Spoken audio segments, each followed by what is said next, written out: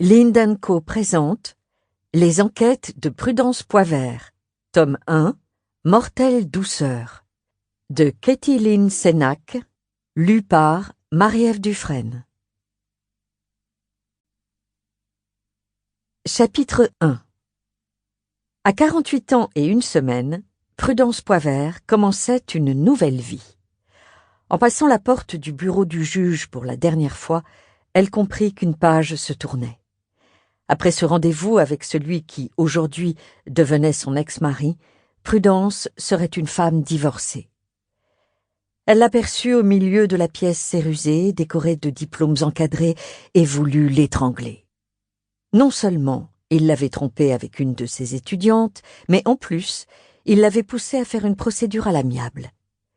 Usant de son charme, de sa sympathie naturelle, de leurs souvenirs enchanteurs aux quatre coins du monde, l'ordure était parvenue à la convaincre de venir déposer l'autographe qui lui rendrait sa liberté après 28 années de vie commune. Résolue, Prudence avait mené des négociations habiles. Résultat, rente mensuelle considérable. Acquisition de la voiture du couple, une collection, la 2 chevaux jaune Mimosa de 1979.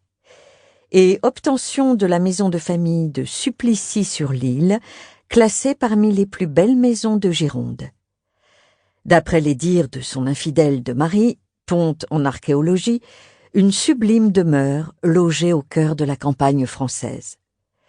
Sans y avoir jamais mis les pieds, Prudence le crut sur parole et accepta le deal. Peut-être commettait-elle une erreur. Une de plus, après tout. Monsieur le docteur en archéologie n'était-il pas le roi des fourbes? Un sale menteur. Un être indigne de confiance, dont l'unique sort acceptable serait d'être enfermé dans un sac et jeté à la Garonne. « Madame Mercado, désormais à nouveau Madame Poivert, nous n'attendions plus que vous. » Le juge Landrin lui adressa un grand sourire et l'invita à s'asseoir. Le crâne dégarni, les joues creuses, le nez pointu et les yeux aux cernes violacées, le magistrat trentenaire possédait un faciès peu flatteur.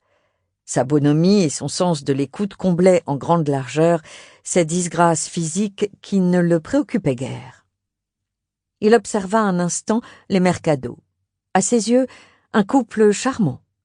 Aventuriers, ils avaient parcouru le monde pour faire avancer la science de l'humanité. Totalement dévouée à la vocation de son époux, Prudence avait traversé les 5 continents pour le soutenir. Quant à Arthur, épaulé par une femme brillante... Sample complete. Ready to continue?